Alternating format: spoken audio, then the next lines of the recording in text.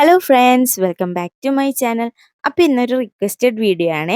കഴിഞ്ഞൊരു വീഡിയോയിൽ ഒത്തിരി പേരല്ല, രണ്ടുപേര് ഫീഡിങ് സിബ് എങ്ങനെയാണ് വെക്കുക എന്ന് കാണിച്ചു തരുമോ എന്ന് ചോദിച്ചിട്ടുണ്ടായിരുന്നു. അപ്പം ഞാൻ വേറൊരു കാര്യം സ്റ്റിച്ച് ചെയ്യാൻ പോകാനിരുന്നായിരുന്നു.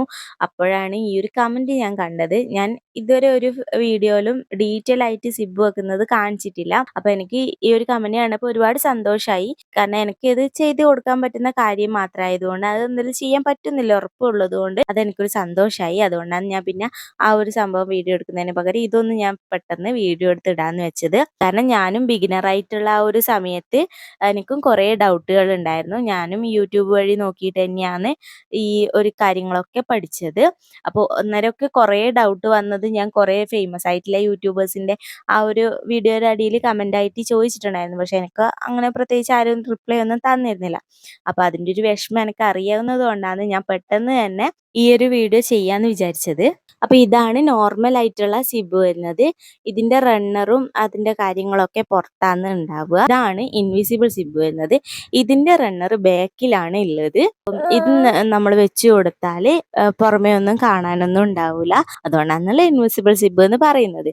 ഇപ്പൊ നോർമലായി കൂടുതലും എല്ലാവരും യൂസ് ചെയ്യുന്നത് ഈ ഒരു ഇൻവിസിബിൾ സിബാണ്. ഞാൻ തന്നെ നോർമൽ സിബ് യൂസ് ചെയ്തിട്ട് കുറെ കാലം ഞാൻ ഇപ്പൊ കുട്ടികളുടെ ഫ്രോക്കിനും ഒക്കെ ഈ ഇൻവിസിബിൾ സിബ് തന്നെയാണ് വെച്ച് കൊടുക്കുന്നത്. നമുക്കിത് തയ്ച്ചെടുക്കാൻ ബിഗിനേഴ്സിന് കുറച്ച് പാടായിരിക്കും. പക്ഷെ അത് പ്രാക്ടീസ് ചെയ്ത് വരുമ്പോൾ നമുക്ക് നല്ല നീറ്റ് ആയിട്ട് തന്നെ സ്റ്റിച്ച് ചെയ്തെടുക്കാവുന്നതേ ഉള്ളൂ. അപ്പോൾ നമുക്ക് ഏതൊരു ഡ്രസ്സിന് വെച്ച് കൊടുത്താലും ആ ഡ്രസ്സ് നല്ല നീറ്റ് ആയിട്ട് കിട്ടാൻ ഈ ഒരു ഇൻവിസിബിൾ സിബ് തന്നെയാണ് നല്ലത്.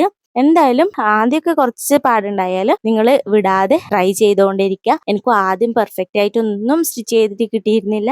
ഇപ്പൊ കുറച്ചൊക്കെ പെർഫെക്ഷനോടെ കിട്ടുന്നുണ്ട്. അപ്പൊ നമുക്ക് വേഗം ഇതെങ്ങനെയാണ് സ്റ്റിച്ച് ചെയ്യുന്നത് നോക്കാം. ഇത് സ്റ്റിച്ച് ചെയ്യാനായിട്ട് നമുക്ക് ഇതുപോലുള്ള വൺ സൈഡ് ഫൂട്ടർ ആവശ്യമാണ്. നമ്മുടെ ഈ ഇൻവിസിബിൾ സിബിന്റെ ആ ഒരു പല്ലിന്റെ പരമാവധി സൈഡിലൂടെ വേണം നമുക്ക് സ്റ്റിച്ച് ചെയ്ത് കൊടുക്കാൻ. അപ്പോൾ അത് നമുക്ക് നോർമൽ ഫൂട്ട് കൊണ്ട് കുറച്ച് ബുദ്ധിമുട്ടായിരിക്കും. ഈ ഒരു സിംഗിൾ ഫൂട്ട് ഉണ്ടെങ്കിൽ അതൊക്കെ നമുക്ക് നല്ല നീറ്റ് ആയിട്ട് ചെയ്തെടുക്കാം. അപ്പം ഞാൻ ദാ ഇവിടെ ഒരു യോക്ക് പോർഷൻ കട്ട് ചെയ്ത് വെച്ചിട്ടുണ്ട്. ഇത് ഫ്രണ്ട് പാർട്ടാണ്. അപ്പോൾ നമ്മൾ ഫ്രണ്ടിൽ രണ്ട് സൈഡിലും ആയിട്ടാണ് ഈ ഒരു ഫീഡിങ് സിബ് വെച്ച് കൊടുക്കുന്നത്. അപ്പം നമുക്ക് രണ്ട് സൈഡിലും തയ്യൽ തുമ്പ് ആവശ്യമുള്ളത് കൊണ്ട് ഷോൾഡർ മാർക്ക് ചെയ്യുമ്പം 1 ഇഞ്ച് എക്സ്ട്രാ വിട്ട് കൊടുക്കണം. നമുക്ക് രണ്ട് സൈഡിലും തയ്യൽ തുമ്പ് പോകുന്നത് കൊണ്ട് ഷോൾഡർ ഇപ്പം 6.5 ഞാൻ എടുക്കുന്നത്. അതിന് കൂടെ 1 ഇഞ്ച് കൂട്ടിയിട്ട് 7.5 ഞാൻ ഷോൾഡർ മാർക്ക് ചെയ്തിട്ടുള്ളത്.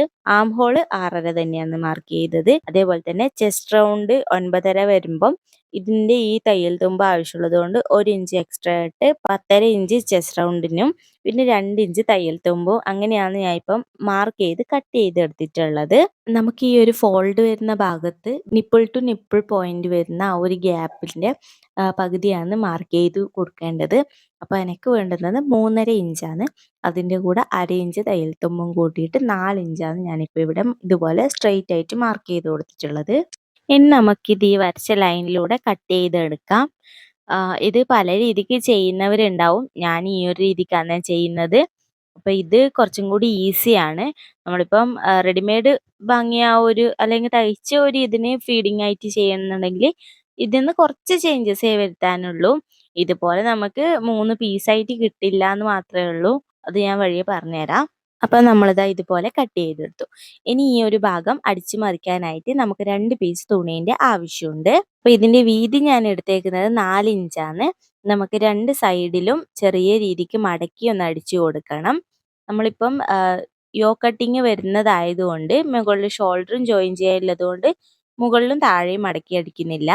ഇനിയിപ്പം നിങ്ങൾക്ക് യോ കട്ടിങ് ഇല്ലാത്ത ഒരു ഷോൾഡറൊക്കെ ജോയിൻ ചെയ്തതിലാണ് നിങ്ങൾ ഇത് വെച്ച് കൊടുക്കുന്നതെന്നുണ്ടെങ്കിൽ 4 ഭാഗവും മടക്കി തയ്ച്ചു കൊടുക്കണം. അപ്പം ഞാനാദ്യം ഇതൊന്ന് സ്റ്റിച്ച് ചെയ്തെടുത്തിട്ട് വരാം. അപ്പം ഞാൻ എന്താ ആ പീസിൻ്റെ 2 വശവും മടക്കി സ്റ്റിച്ച് ചെയ്ത് കൊടുത്തു. എന്നിട്ട് അതിൻ്റെ സെൻറ്റർ ഒന്ന് മാർക്ക് ചെയ്ത് കൊടുത്തിട്ടുണ്ട്. ഇനി നമ്മൾ ആ കട്ട് ചെയ്ത് വെച്ച ആ യോക്ക് പാർട്ടിൻ്റെ നല്ല ഭാഗത്തേക്ക് ഈ ഒരു പീസ് നമുക്ക് വെച്ച് കൊടുക്കണം.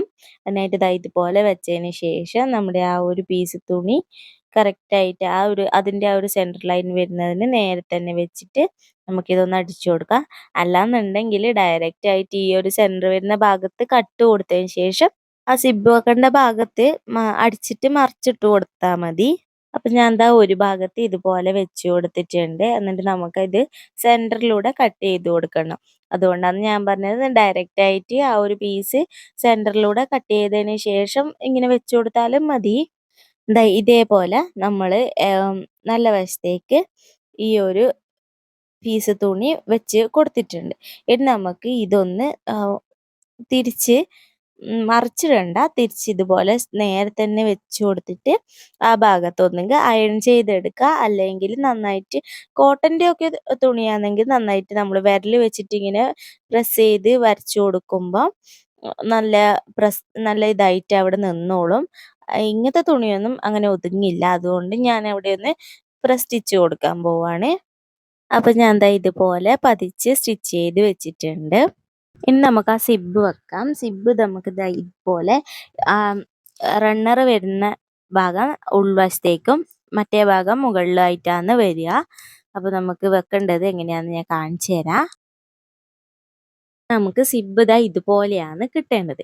അപ്പം നമ്മൾ ആ റണ്ണർ ഒന്ന് ഇതുപോലെ സിബ് ഒന്ന് നമ്മൾ ഇതുപോലെ ഓപ്പൺ ചെയ്ത് കൊടുക്കുക. എന്നിട്ട് ഈ ഒരു ഭാഗം നേരെ തിരിച്ചിട്ട് ആ പല്ല് വരുന്നത് നമ്മൾ ആ നേരത്തെ ഒരു സ്റ്റിച്ച് കൊടുത്തില്ലേ, ആ ഒരു സ്റ്റിച്ചിന് മുട്ടിയിട്ട് വരുന്ന രീതിക്ക് വെച്ചിട്ട് അരികിലൂടെ സ്റ്റിച്ച് ചെയ്ത് കൊടുക്കുക വേണ്ടുന്നത്.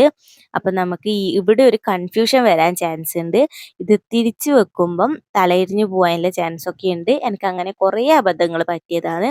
അപ്പം അതൊന്നും പറ്റാണ്ടിരിക്കാനായിട്ട് നമുക്ക് ആദ്യം ഇതിങ്ങനെ വെച്ചിട്ട് പിൻ ചെയ്ത് കൊടുക്കാം. പിൻ ചെയ്ത് കൊടുത്തതിന് ശേഷം ഇതിൻ്റെ കുറച്ചൊരു ഡിസ്റ്റൻസിൽ ഇട്ടിട്ട് നമുക്ക് ആദ്യം ഒരു സ്റ്റിച്ച് കൊടുക്കാം. നമുക്ക് ആദ്യം വെക്കുന്നതിന് മുന്നേ താഴെ നിന്ന് ഞാനൊരു 1.5 ഇഞ്ച് മുകളിലേക്ക് മാർക്ക് ചെയ്തിട്ട് അവിടെയാണ് ഈ സിബ് തുടക്കം വെച്ച് കൊടുക്കുന്നത്.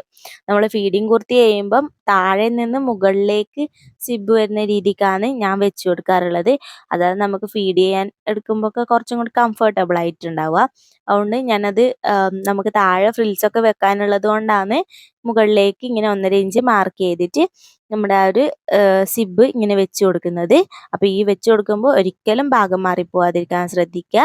നമുക്ക് എങ്ങനെയാണോ സിബ് വരണ്ടേന്ന് വെച്ചാൽ അതുപോലെ ഇങ്ങനെ വെച്ച് കൊടുത്തിട്ട് ആ ഒരു ഭാഗം ഓപ്പൺ ചെയ്യുക. എന്നിട്ട് നേരെ തിരിച്ചിട്ട് വെച്ച് കൊടുക്കാം. ഇപ്പുറത്തേക്ക് തിരിച്ചു വെക്കാൻ പാടില്ല, ഉൾവശത്തേക്ക് തിരിച്ചു വെച്ച് കൊടുക്കുക. വീഡിയോയിൽ ശ്രദ്ധിച്ച് നോക്കുക ഞാൻ എങ്ങനെയാണ് തിരിച്ചു വെച്ച് കൊടുക്കുന്നതെന്നുള്ളത്. എന്നിട്ട് നമുക്ക് ഇതൊന്ന് നീറ്റായിട്ട് പിൻ ചെയ്ത് കൊടുക്കാം. ഇങ്ങനെയൊക്കെ നമുക്ക് ബിഗിനർ ലെവലിൽ മാത്രമേ ചെയ്യേണ്ടി വരത്തുള്ളൂ ട്ടാ. പിന്നെ എക്സ്പേർട്ട് ആകുമ്പോൾ നമുക്ക് ഇതുപോലെ പിന്നൊന്നും ചെയ്ത് കൊടുക്കണ്ട, ഡയറക്റ്റ് ആയിട്ട് അങ്ങ് സ്റ്റിച്ച് ചെയ്ത് പോയാൽ മതിയാവും. അപ്പൊ നമുക്ക് സ്റ്റിച്ച് ചെയ്യാം. അതിന് മുന്നേ നമുക്ക് ആദ്യം ഫൂട്ടർ ഒന്ന് മാറ്റി കൊടുക്കാം. സിംഗിൾ ഫൂട്ടർ ഇട്ട് കൊടുക്കാം. നമുക്ക് ഇനി ആ പിൻ ചെയ്ത് വെച്ചത് ആദ്യം ഒന്ന് സെക്യൂർ ചെയ്ത് കൊടുക്കാനായിട്ട് നമുക്ക് ആ സിബിൻ്റെ ക്ലോസ് ആയിട്ടല്ല, കുറച്ച് ഡിസ്റ്റൻസ് ഇട്ടിട്ട് തന്നെ സ്റ്റിച്ച് ചെയ്ത് ആ ഒരു ഇതായിട്ട് ജോയിൻ ചെയ്തെടുക്കാം. ഇങ്ങനെ സ്റ്റിച്ച് ചെയ്തെടുത്തതിന് ശേഷം നമുക്ക് ഇതൊന്ന് ക്ലോസ് ആക്കി നോക്കാം. നമ്മൾ സിബ് വെച്ചത് കറക്റ്റ് ആണോ എന്നുള്ളത്. കറക്റ്റ് ആണ് എന്നുണ്ടെങ്കിൽ നമുക്ക് ഇനി സിബിൻ്റെ അരികിലൂടെ സ്റ്റിച്ച് ചെയ്ത് കൊടുക്കാം. സ്റ്റിച്ച് ചെയ്യുമ്പോൾ എന്താ ഈ പല്ല് കുറച്ച് ഇതുപോലെ ഒന്ന് അകത്തി പിടിച്ചിട്ട് വേണം, അതിൻ്റെ ആ ഒരു മടക്ക് വരുന്ന ആ ഒരു സ്ഥലത്തിലൂടെ വേണം ഇതൊന്ന് സ്റ്റിച്ച് ചെയ്തെടുക്കാനായിട്ട്. ഇത് സ്റ്റിച്ച് ചെയ്തെടുക്കുമ്പം നമ്മൾ ആ സിബ് ഒരുപാട് അങ്ങ് മലന്ന് പോയിട്ട് അപ്പുറത്തെ ആ സിബിൻ്റെ ആ പല്ലിൻ്റെ മുകളിൽ സ്റ്റിച്ച് കയറാതെ ഒന്നും കൂടി നോക്കണം. നമുക്ക് ആ ഒരു മടക്ക് വരുന്ന ആ ഒരു ഭാഗം കാണില്ല, ആ ഒരു ഭാഗത്തിലൂടെ സ്റ്റിച്ച് ചെയ്ത് പോയാൽ മതി. അങ്ങനെയാണെങ്കിൽ നമ്മളെ സിബ് നല്ല ഇൻവിസിബിൾ ആയിട്ട് തന്നെ ഇരുന്നോളും. അപ്പം ഞാനിത് ഇത്ര ഡീറ്റെയിൽ ആയിട്ട് പറയുന്നത് അറിയാത്തവർക്ക് വേണ്ടിയിട്ടാണ്.